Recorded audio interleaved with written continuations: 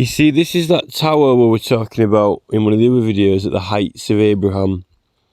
And the Heights of Abraham literally is actually it's a really, really deep valley. Matlock. And it's got cable cars that go across the top. It's lots of deep ravines. Now this tower is one that this is the one that they got the leverage to get the Victoria Tower at Castle Hill, this strange company that popped up wanting to raise money, wanting other people to give money to it. And if you look at it, it is on a bit of there's some sort of mound around. It looks very much similar to that warrior mound in a way, a bit of earth, but it's in Matlock, in this deep valley, and it's quite a spectacular valley to go into, but, you know, it's only the view of the surrounding valley, you know. Now, I think that this baton, it's very significant to the Mountbattens, putting a baton. Why did they put it in the Heights of Abraham? I mean, the Heights of Abraham is beautiful, but I wouldn't have said it's got any particular significance.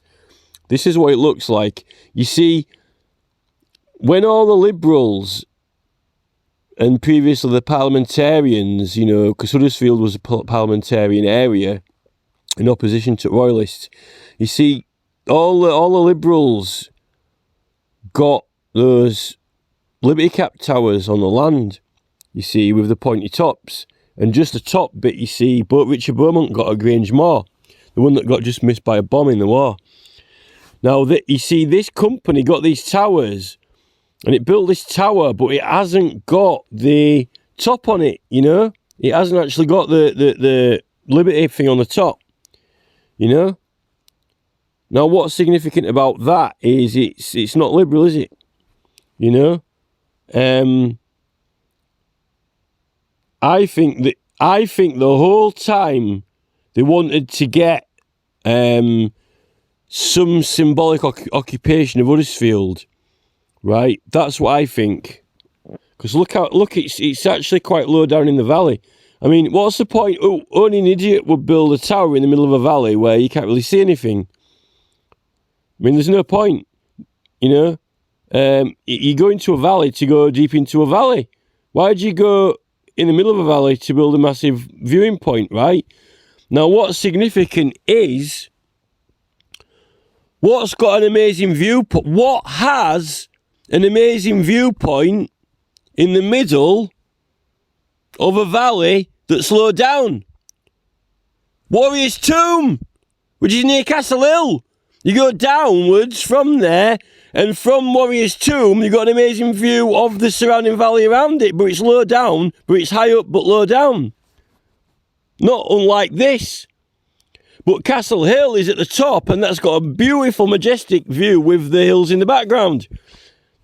And then there's even Dunelm as well, which is, it doesn't really stand out from far away, Dunelm. You've got the 3 sites in one area. It's almost like having Sandringham with Windsor and Balmoral within the same area, not spread out over 3 different places. You know, it's just like, oh, we've got Balmoral, or oh, we've got Sandringham, or oh, we've got Windsor. We've got 3 1, 2, 3 in one area with the views. Right? Now, if you add somewhere like, you know, North Norfolk is flat as a pancake, right? It's flat. Now, I'm not knocking it because I like it out in Norfolk and Suffolk. It's beautiful. But that area isn't highly densely populated in prehistoric times because it was all water before they invented water irrigation patents and drainage and sewerage. And there aren't that many hill forts out there. There are very, very, very few. Look on the map. There's a professor who's done a map. I'll put even the link. You can have a look. Have a look at the water map. Have a look at the link map. And have a look at the biodiversity maps. Our area is significant. And also, on that Ilfort's map, he's only marked one Ilfort for our area. He hasn't acknowledged us all three. So with those three, then you've got a significant site area. Now,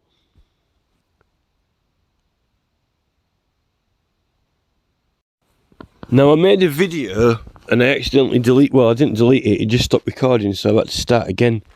Because I was recording for ages and I kept stopping and pausing it and stopping and starting. So look, I've been onto the group, right? Onto the Huddersfield Then and Now group. And I've actually found some photos. And we've got some writing and reports as well. So here, I was told by my parents that this is what Colin Sykes says, I was told by my parents that they could remember the Great Yorkshire Show being held at Dives House on the fields shown where Kingston Avenue, Teddington Avenue and Grosvenor Estate was built.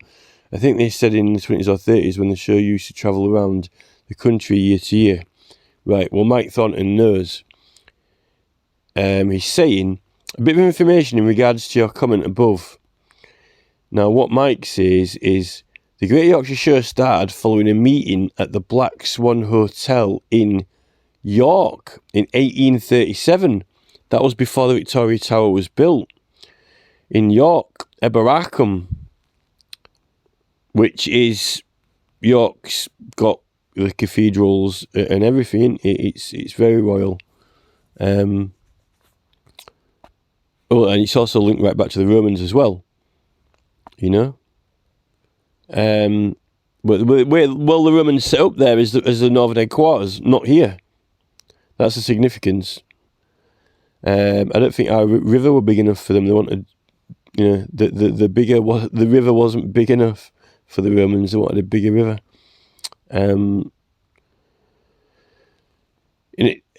Right, so they had a Black Swan Hotel in York in 1837, which is way before the Victoria Tower even got built, and those companies popped up that were wanting to build a tower, attended by the 3rd Earl Spencer. It was decided to form the Yorkshire Agricultural Society with the aim of improving and developing agriculture and holding an annual show of excellence. The first show was held in 1838 at Fulford, near York. Following this, the show travelled around 30 West Riding towns. Right, it went to 30 different ones. But it started in York. Now they have it at Harrogate, the Great Yorkshire Show. Harrogate. Around 30 West. It wasn't until 1950 that a permanent showground was built in Harrogate. Now, with these 30... The show in Dalton in 1931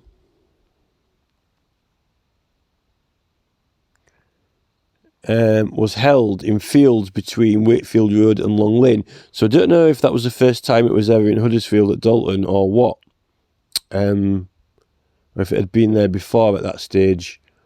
But it sounds like it went around different places. 1931.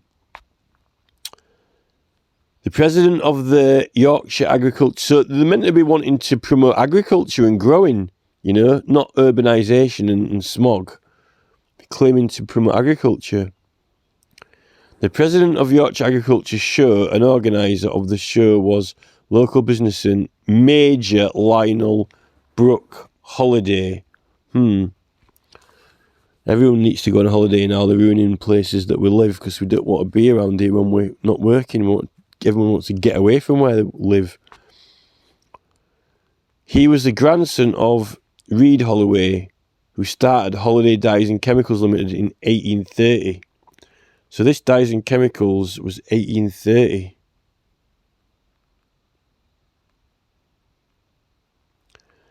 This later became British Dyes and then ICI, and he's now Syngenta. After he married Alice Woolgate in 1908, the couple lived at Oaklands in Kirkburton. Alright, so he had Holiday Dyes.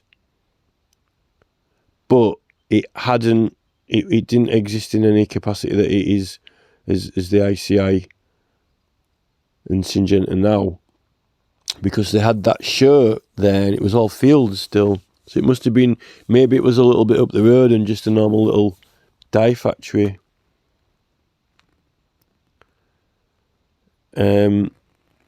Huddersfield Examiner report of the 1931 Great Show. Well, we've got photos of that because I've showed you them.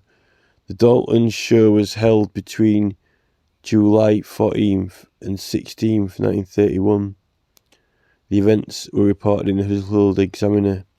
Sunshine and blue skies marked the opening and closing days, but in between, heavy rain required attendees to don raincoats and wield umbrellas.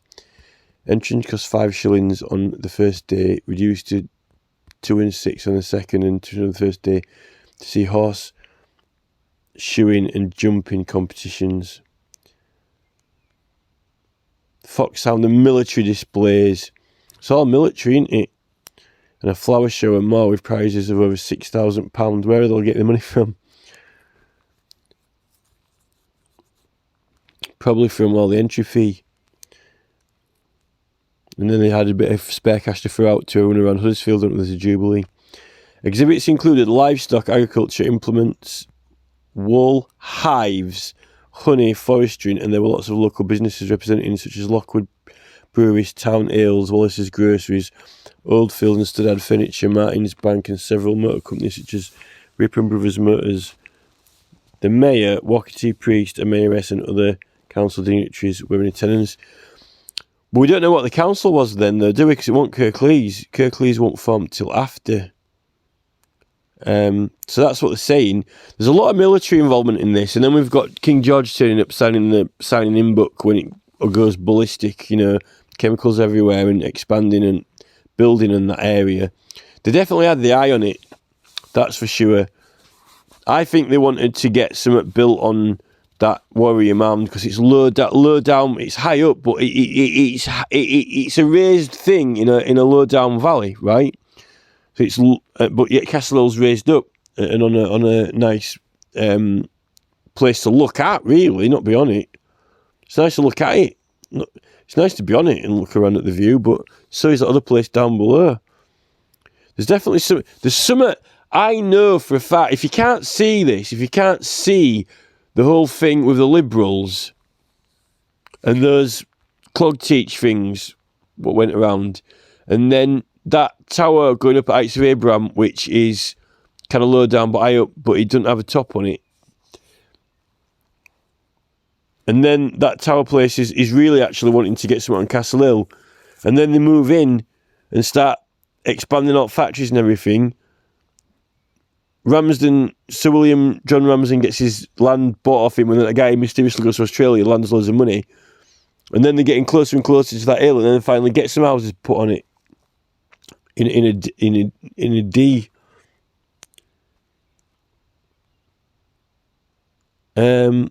Oh yeah.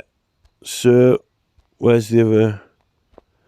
So somebody actually, I'm supposed to apply to council to find out what date those houses were built, and they reckon that they haven't got the information. They said some department in Dewsbury's got it, and they said they knew what the applicant. How can you know who the applicant is but not have the date of when it's built? They reckon they haven't got the name and the details of the applicant, but they're not going to give over information or.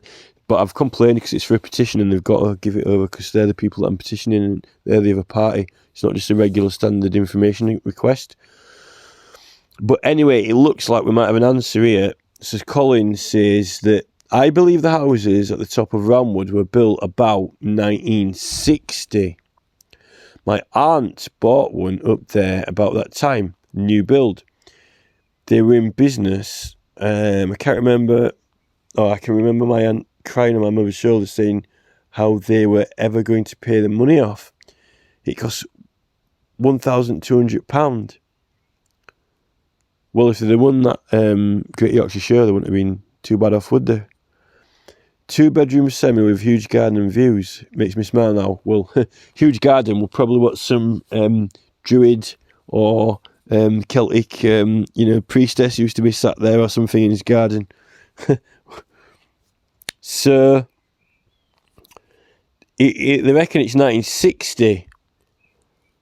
So it all started expanding and kicking off around 1930, but they'd already got the tower up at that point, and it's just a constant, innit? The thing is with this is that, you know, I mean, I've got the other photograph now that shows the other side all around it. A beautiful photo from the air. Really sort of lucky to get this because I wanted the photograph of the other side actually, you know. That's the photo. You see, the problem with this is, even in 1930, right? 1930, look, we're not even in the centre of town. And look at now at how much development's gone on.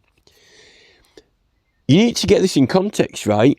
In 1930, right, our area had already grown. That's growth, that's progress. It had already grown, right, to extend that far near our hill fort, more than Dorchester, which it's not an insignificant place. Dorchester and Oswestry put together, we'd grown more here than Oswestry and Dorchester put together, and I highly rate those as places, you know. Huddersfield Council is always saying, oh, we need to compete, we need to progress, we need to get better, we need to redevelop the town centre, we need to keep on the ball, right? We'd already expanded, grown by 1930, right? More than Oswestry and Dorchester have grown now, right? That's 30, 40, 60, 70, 80, 90, 2010, 2000, you know, that's nearly 100 years, 90 years. In 90 years, Old Oswestry and Dorchester have not expanded the perimeter any further. But we have Huddersfield. I mean, look at Bradford, Leeds. In fact, we've managed to kind of resist somewhat, and Bradford, Leeds, Halifax, and Dewsbury have got the thick of it. But this has really got the thick of it because it's all completely built up. You know, that's progress. We've made progress. What more progress do they want? You know, we've progressed maybe 5 times to 10 times more in expansion than what Dorchester and Oswestry have done put together. If you're not satisfied with that, but now they're still wanting more. It's insane.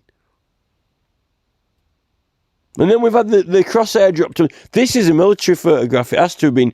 Whoever's taking this has been out taking military strategic photographs. It's got it written all over it. You know, it is our military guys having meetings, arranging, you know, agriculture. Oh, we know it's all for the sake of agriculture. You know, we're going to go some agriculture. If they'd have been doing agriculture in this valley, like massive fields of growing broccoli, we'd all be fit and healthy. Or even nettles with the calcium, we wouldn't all have bone problems and hunchback when we get older, because then, you know, all this bone calcium won't be sucked out for all the milk and cheese everyone's eating with the protein that's absorbing it all. You know, and we'll be really, really fit. Plus, you know, people's hair won't be falling out because nettles stops your hair falling out. We need some people getting some. That's what we actually do need here. We need some rewilding, we need agriculture, that's what Bill Gates is doing now, you know, buying up loads of land for agriculture. That's what it to be growing broccoli and nettles and spinach, you know. They could have been, you know, growing, you know, they've changed bananas and other fruits and veg. You could have had a nettle that was a little bit more, you know, but people might, I like it, it's nice. There's nothing wrong with nettle soup and spinach soup. People are eating the right things because they're making the wrong foods. And actually, on the other video, I don't really think that this is the area. I don't think that is. Somebody said that is, but I don't think it is that photograph. So, you see, and all the views here. So here now, here's a photograph where that's the round wood. So we're told a guy posted this, and he swears that this is a photograph of his granddad, and his granddad must definitely know used to work on the trams at Waterloo, right? And that's just before you get to the pub. I believe him because he knows it's his granddad, and they had the photo in the family. So this is an actual old photo of the roundwood going up. So that, look, it's all visible, and you've got visual access to it. That's kind of what it would have looked like appearance to when there's that CJ Hobkirk, when he was writing, when it was all open and visible from further away. I mean, how can you not, when you've got that, right, how can you not have that and it's so near Castle Hill, not to put two and two together, you know, and add them up, that it's, you know, particularly when other sites have got two hill forts, like they've got down at Scratchbury and Scratchbury Hill Fort, you know, and at Worthing they've got two hill forts, you know. Any antiquarian or any archaeologist would know that, unless they wanted to, you know, cover it up. You see, even now, at this date, even then, its visual access is being obstructed. And when visual access gets obstructed, it falls out of people's memories. When it falls out of people's memory, people don't think about it. Like at Stonehenge, I wanted to build a tunnel under Stonehenge. And then people, the good thing about Stonehenge is that, you know, you drive past it and people know it's there and think about it. Maybe it gets all the attention. Maybe that's why people don't think about other ancient sites. But, you know, I don't necessarily think it's a good idea to put the tunnel there. Takes out of the public consciousness. You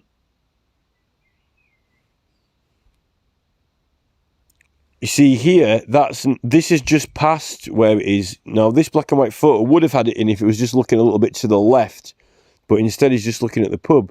But at least the visual access hasn't been blocked off at that stage. It's quite low down just before you get to the pub.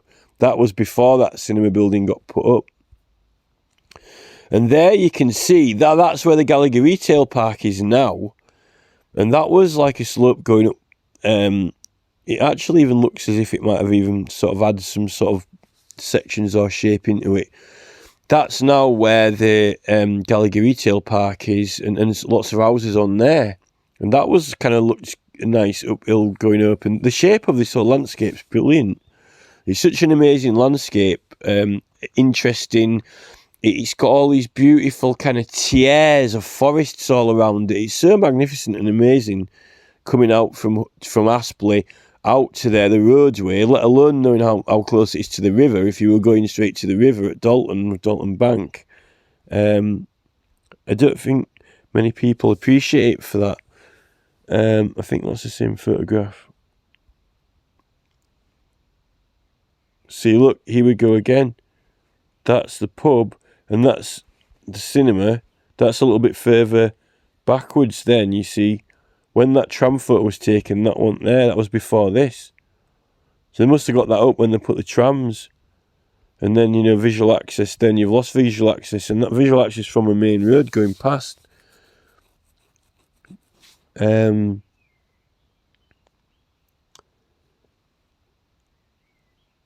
then this is an actual photo. Now we've actually got the photograph. We've actually got the photo. That is the roundwood. Without any houses on top of it. And there you can see it. And you can actually see clear straight between the trees. Look at that. And these are some... I think these are when they said there were some houses there, some streets there, but they didn't have proper roads or proper tarmac down. This is a photo somebody at Huddersfield's got anyway. So how about that? That's an actual photograph of it. And it's still blocked off there. The view's still blocked off of it somewhat. A bit. But at least, you know, you can see it with more trees and countryside.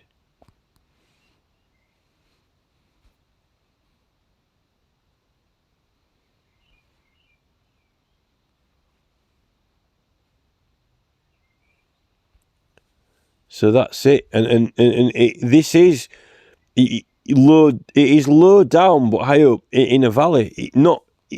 It's not anything what you'd say like the Heights of Abraham, but symbolically, it's a similar analogy to the Heights of Abraham. And when you've got Castle Hill and want to put that tower on there, what's the connection? Well, the connection is that before they went to Castle Hill, they targeted the Heights of Abraham. No one knows or talks about the Heights of Abraham, but they built that thing. But I think people knew about Huddersfield and talked about it because there's 2 sites there. Maybe there are rumours and talks going around about it, and how do you get it, less talked about is gradually build around it and build over it. That's what you do. And block off, that's what they've been doing up at the Freemasons' Arms, blocking off visual access. We're wanting to block off visual access from Stonehenge now. But they're saying, I want to rewild it and put it back to nature, so you can have an experience when you go there. They've already took one road away. I mean, if they plant forests and trees around it, it's going to go back to nature anyway. How far back to nature do they want to take Stonehenge? It's already out in the countryside. I mean, they'd be complaining if it were like Avebury and there were, houses built on it in a pub. The thing with Stonehenge is, it is in nature. The only thing is, it's in nature that's surrounded by farmers' fields. And I might as well just, if you just simply put forests up back all around it, then you wouldn't even really realise whether we were there or not. But they're on about, it needs to come back to nature. It's right in the middle of the countryside, I mean, ours needs to go back to nature. Look at that. Stonehenge, if Stonehenge had got to a state when it was like that with all these buildings and houses starting to come around it, then I'd say to the people who were looking after Stonehenge, well, yeah, maybe it could be doing with a bit of rewilding. But, it's never seen anything even like this. 1930. You know what I mean? They're never satisfied. At Stonehenge. Oh, it needs to be going back to nature. Well, if it ain't in nature now, I don't know what it's in. You know what I mean? They're literally taking the monkeys. When this site here, which is probably, as significant as Old Oswald Street or even Maiden Castle, being close to the second and third sites, 3 together, at the side of the Pennine Hills, no one seems to give a monkeys. Not even Huddersfield people. In fact, the more and more we're trying to save it now, the more and more they're resenting it and saying, oh no, we don't give a monkeys. Oh, we want the food hall at the railway station. Look at that view, taking that view. Yeah, food hall at the railway station. Wow. Oh my God. Yes, the media centre, it's almost, I think, it's almost like cockfighting, getting cocks in a cockfighting ring to fight against each other. Oh, look, 2 perfectly good ancient sites. Bang a tower on it, God save the Queen and kill everyone else. And, now we've got them fighting. Wow, yes, let's have it's almost like the Royals cockfighting stadium, Huddersfield, Right then, now let's get that pub knocked down. In the red corner, we want our pub back. On Castle Hill, in the blue corner, oh yeah, we want the Hillfort back, and in the yellow corner, it's the Tandy's Cafe camp, and now we have another contestant in the 4th corner. Now it is the food hall champions. We want our food hall in the town centre. It's literally, it might as well be a cockfighting ring. That's what they're doing to us, and they're not doing that in Dorchester or Oswestry. We shouldn't.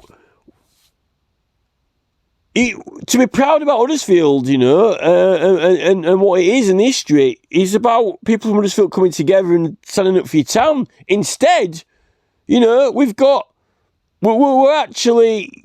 It's almost like how to create a mini war. We might as well be in Afghanistan, the way we're acting now, because that's the way it's going. Everyone fighting and arguing with each other. Just ridiculous.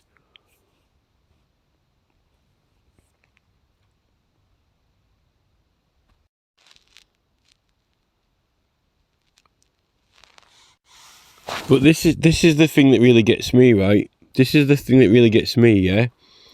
If you've got not only Castle Hill, which is a beautiful view from, you know, the ridge, the ridgeway at Hopton, right? So, not only that, and the view from Dalton, so, I mean, you'd want to see that, wouldn't you? That's the thing, you'd want to see it. So, I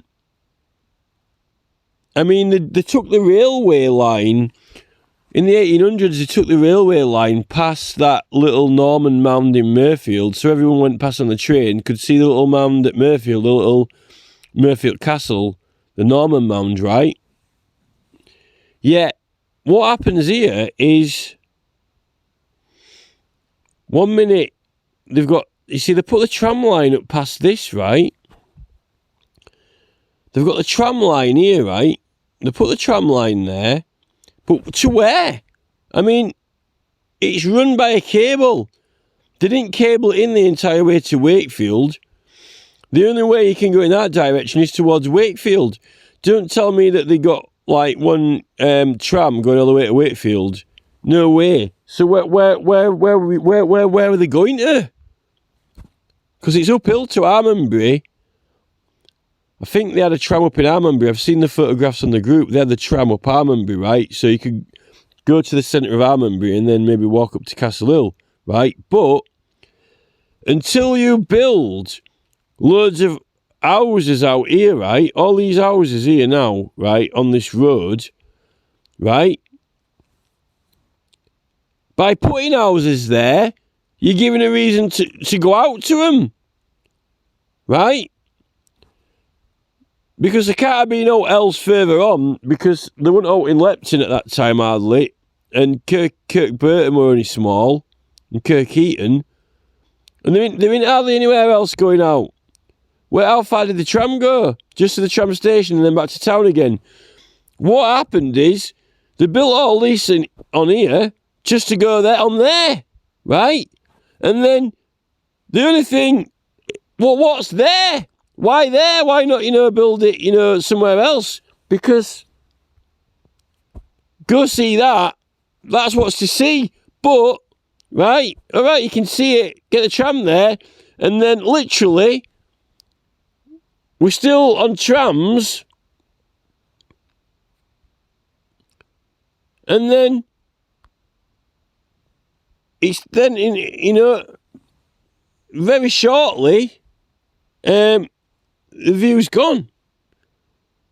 Where's the other photograph with a... So what they've done is, they took the trams out there, and then it's gone. They blocked it off. They took the view away. Literally, these photographs are very, very, very... It's literally, there's hardly any... You get the tram, and then, bam, you got all the cinema and buildings up straight away. So, what was the end game, right? Oh, we'll build some houses out here towards the mound, right? And then we'll get a tram going out there, because you're not going to way to Wakefield on it, right? So that will be the point, to go out and see it. And then what happens is, as soon as they've built it out to go out and see it, then it's visual access denied. That's what happened. And that's what they wanted to do with Stonehenge now. Get rid of visual access. Yeah, all the visual access in the world, past Mirfield Castle, a little Mutton Bailey thing. Admittedly, they take people past Castle Hill on the M62. You can see Castle Hill as you're going on the M62 between Manchester and Leeds from the side, but it's not the best view. It's not a really great view of it.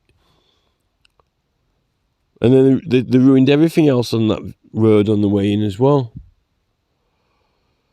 So, it defies logic what they did, particularly compared to Dorchester and Shrewsbury. And now, unfortunately, you know, we've got an entire Huddersfield that kind of resents Huddersfield, you know. Huddersfield resents Huddersfield because you've got, you know, everyone's either, they want a pub back because the pub got taken away, or they want a new cafe, even though we've been spoiled rotten with more buildings and things progress in Huddersfield than Dorchester or Oswestry has seen in 90 years. We're 90 years ahead of Oswestry and Dorchester in urban development here. 90 years. So I don't know what Kirklees Council, you know, think they're doing with, oh no, we're going to regenerate, re-urbanise, you know, we're going to be great. Yeah, we're 90 years in excess ahead of Oswestry and Dorchester. We've got 90 years additional building to Oswestry and Dorchester put together, right? And if Kirklees Council want to figure that in to when the builders start writing to them and saying, oh, I want to apply for building, well, they say, well, there's a 90-year waiting list to build in Huddersfield, right? Oh, I'd like to go on an helicopter flight. Do you do helicopter pleasure flights? Oh, it's COVID. I'm sorry, there's a waiting list because we've had COVID, so you'll have to wait 2 months. Oh, well there's a backlist now. Well, oh, I'm sorry. Oh, it's Darren Smith and Ben Stephen Marsden. Oh, we'll put an application in for some houses. Oh, yeah. Well, we're 90 years of excess building forward than Oswestry and Dorchester. We've got 90 years, right, in front of them in building and providing houses. And then, you know, then we've got Alan Chaplow in Murfield selling off even more land, you know, along Forest and Woodland for God knows how many houses. Yet we're already 90 years ahead of other areas, right? So how about Kirklees Council saying to everyone, well, Huddersfield put his foot down and went forward when everyone else was relaxing.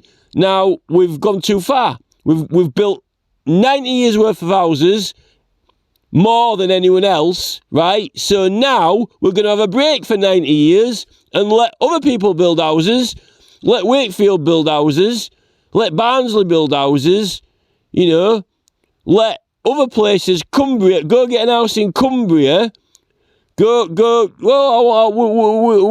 got a family, we need somewhere to live, well, go live in Cumbria. We're 90 years ahead. And then that's before immigration dropped in.